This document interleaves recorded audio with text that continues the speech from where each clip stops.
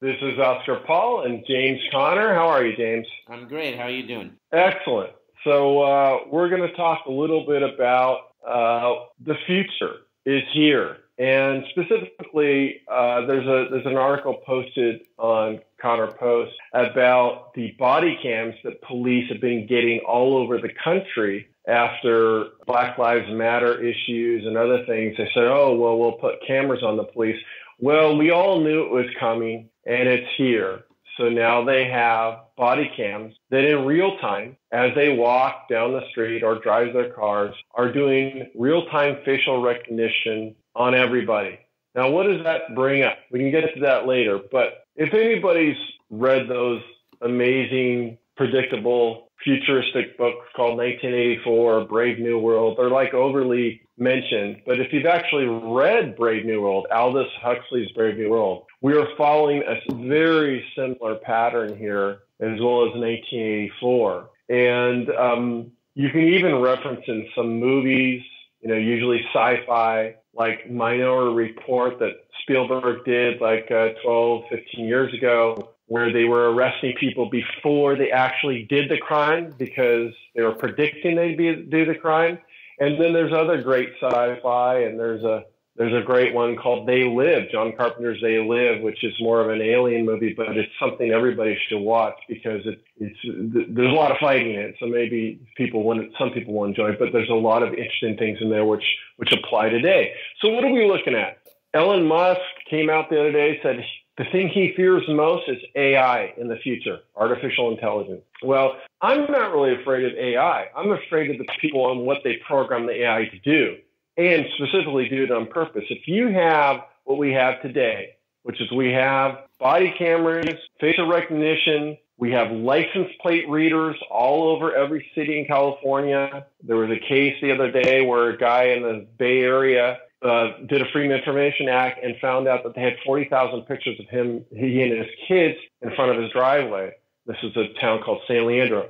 When you have tracking of all things, including your phones, your cars, the CEO of Ford Motor let out a couple of years ago that we know exactly where you are and how fast you're going, even if you don't have GPS, because our cars have had built-in GPS. Then there was the famous author that, for some reason was driving 90 miles an hour down a road in Hollywood and crashed in a brand new Mercedes. And then later an ex-intelligence guy, administration guy said, well, I wonder if he was hacked. So then we have hack cards. We have real-time facial recognition cams. We have license readers tracking you, doing predictive analysis. There's a programming in police that basically when they pull you over or they run your name, there's a program now in many parts of the states which basically will predict if you're a threat or not. And they actually get colors in the police computers, threat level orange. So I would say that the future is now, and I want your opinion on it, James, but then we can talk about what you can do about it and what more the future is. But I think we have a Orwellian sort of brave new world upon us. What do you think, James? So, what's interesting is that, in particular, that article on the cops having their facial recognition on their cams. So it's unclear that they really have that in mass usage, but they're trying to push for it. And I thought what was interesting in the article is they said something along the lines of, well, we'd be able to find missing kids or something. And it's such garbage. It's always for the children, right? The facial recognition probably works the worst with children. But in any case, it's like this idea, we're not going to, monitor everyone's movements all the time. We're just going to look for missing children. So if you see where that can go, it is potentially quite scary if it's allowed through. That means they can just monitor people all the time and know what's going on and where you are and what you're doing. And they're doing it now anyway. They piece this information together, and the question is how much through the courts can we prevent them from marrying all this information? So one police department is taking pictures of people's license plates. Another police department is doing facial recognition. Phone companies are triangulating, monitoring. And then, issues of where is GPS. They just can marry all this information and they get a pretty good picture of what you do. And they don't have to know what you do 100% of the time. If they know 95% of the time, when you do something differently, maybe that's when they start watching you, which would be very disconcerting. And what can you do? I think those are good questions, what you can do. Of course, you can try and fight in the courts, but what can you do as an individual to try and just protect yourself? And I think it's good to talk about, but not necessarily very uplifting, because there's not necessarily a whole lot you can do as far as I understand it, at least at the moment. Yeah, so, the highest up, I mentioned before, the highest up whistleblower of all time at the NSA was a guy named William Binney. He's still alive, and some of the stuff was mentioned in Edward Snowden's leaks. But basically, he said, look, they collect everything, every email, every phone, everything. And when our president at the time, Obama, mentions, they're only collecting metadata. Well, metadata, sure, is collected, but you can punch in that telephone number, that metadata, and then if they need to get the data on everything else, say you run for local political office or something, they can pull up every phone call, everything that you've ever done, where you've been, all that good stuff. And so basically, it can be used, and that is enough to keep people in control or manage them at a later date or anything else like that. So basically he said, I personally held the file on a lot of things that Obama had done before he was president, before he even was senator. We had a file on, and I held it. Actually, that wasn't Binney. That was the other NSA whistleblower. But they have all this data. Now, they're just getting more and more data with what we have here. When you work in the security business, one of the little secrets that they don't talk about much is that biometric data is not foolproof. First of all, there are repeatable fingerprints showing up. Secondarily, people can mimic your fingerprint. Thirdly, many people have taken pictures or done ways to fool the facial recognition. So not only do they track you, but you can actually be framed in some cases with the right tools and the right people wanting to do it. I think you also have to look at the fact is what kind of world we'll live in where everything known about you, everything that's done about you is up for grabs or in some database. For instance, there was a divorce in San Francisco a few years back, and they subpoenaed the Golden Gate, which doesn't have toll bridge people anymore. It just has automatic, send the bill type thing. And it came up in the divorce, got subpoenaed. It showed that the guy was making trips to San Francisco to go meet up with Betty Lou, and he lost a lot of money in the divorce. My point is there's no privacy, not to mention what the government can do if they ever wanted to come after you. If you want to run for politics, it's a full control of society, and they have more and more ways to collect that data. So you're right, James. There isn't much you can do about it. I would suggest things like turning off your location and GPS on your phone. I would suggest wearing hats and sunglasses if you're really paranoid. I would suggest that you park your cars in your garage so that not license tracking you. In San Francisco, they have so much money that 2 people drive around in a car. They need 2 for some reason. And they just drive around, they're taking pictures of all the license plates and keeping that data. And so, there's certain things you can do, but until there's a big discussion and enough people wake up and there's a big discussion about this stuff, that it can't be used, the government can't collect it, then there's nothing really you can do. You can do some things to stop companies from collecting this data and getting it. And, that's some of the stuff we've talked about in privacy before. But this turns into a society where there's no privacy is just going to be just like the books that we read, Brave New World. The last thing I want to say, James, is if they get rid of the last thing you can do for anonymous purchases, which is cash, then you have absolutely no privacy. And there's a huge push to get away from cash. So if you have everything on digital currency or credit cards or debit cards, as well as they know where you are at all times, try cheating on your taxes slightly. Try, if you did get audited and you didn't cheat, they said, well, Bob, this is IRS. You were not at that lunch. We see that you were over here in the South Bay or in Tahoe, and you were not at that lunch that you wrote off for $500. So it is a scary prospect, And until people really start waking up and working with, some of the agencies that try to fight this stuff, some of the organizations, then we're headed for that, that brave new world. And I think what people don't always understand, they think, well, as long as I'm doing nothing wrong, oftentimes the people who do nothing wrong are the people they want to basically knuckle under. They're the people the politician that's not corrupt. Once they monitor all the data, how hard is it for them to say this person did something?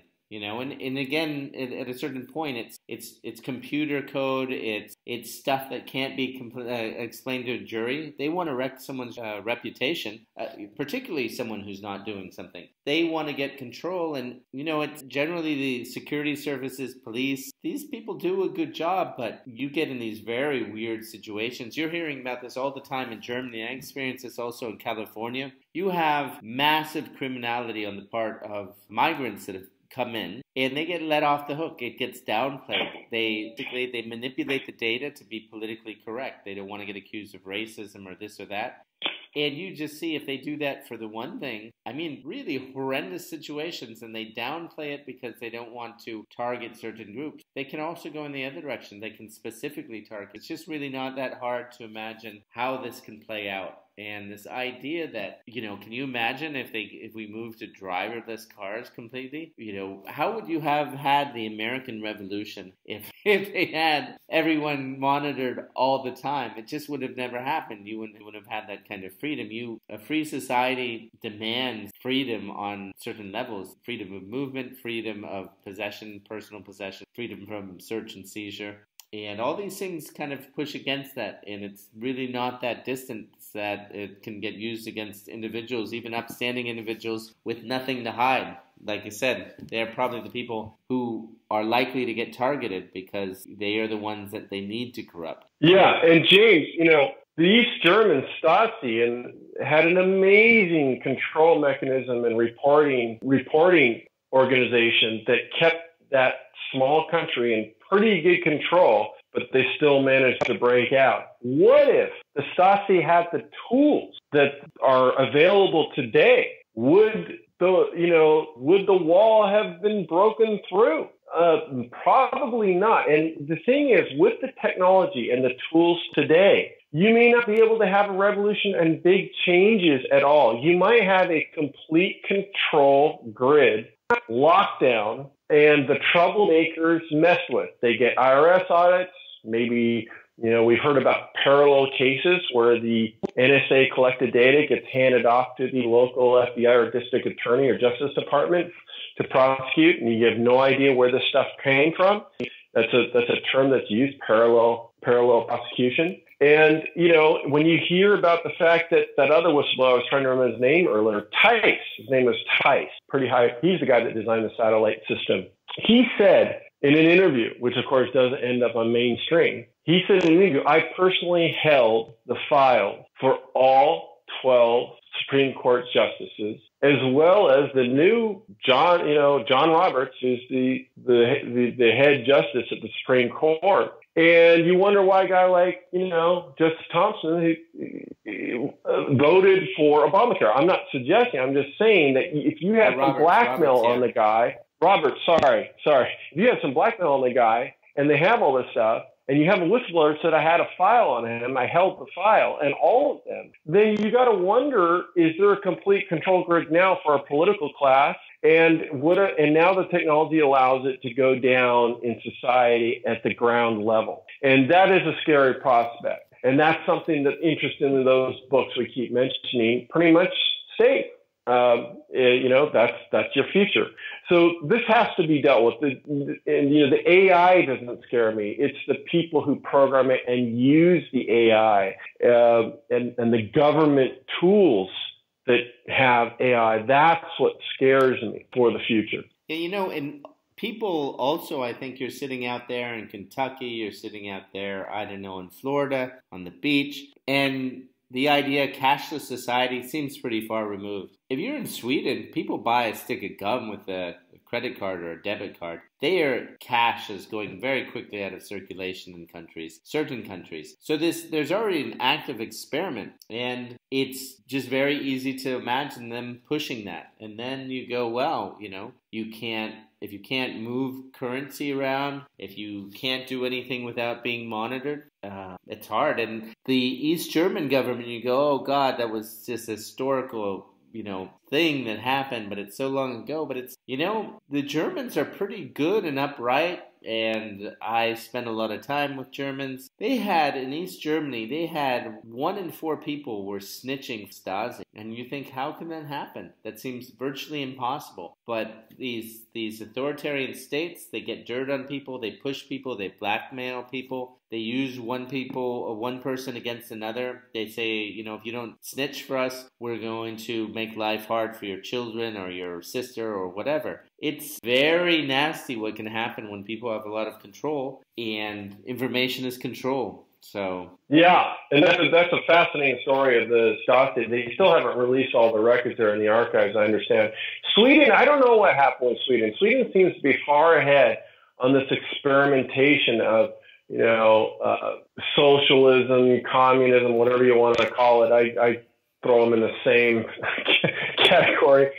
Feminism to a degree, which, destroys anything but, entitled women, and this migrant crisis, and then the cash situation where the cash is going away. And, one thing I just cannot believe, because Swedish people were so amazing, and I love the place when I visited there many years ago, and I wonder what happened to the place. I will suggest that if there are any other Swedes out there, and Americans and Europeans, there's one little thing you can do. Don't give it with cash. If there is a merchant that doesn't take cash, there's a lot of them in Sweden, unfortunately, but in the United States, Visa's trying to get merchants to not use cash. They're incentivizing them with money. Don't go to that merchant, go to that restaurant and say, hey, look, I'm a customer, but not anymore if you don't take cash, and start paying with cash. Get the receipt, you have to write it off, but use cash. That's one of the main things that you have for anonymous purchases. Once the government has it all digital, they have all the data, they can tax everything, they can do everything. There's a huge loss of privacy here. So you start using cash more. Don't use merchants that don't use cash. I understand you have to do online purchases sometimes, but try to support some of the local guys that take cash. That's one of my suggestions. So that's a nice overview. Not all really good news. Thank you, James.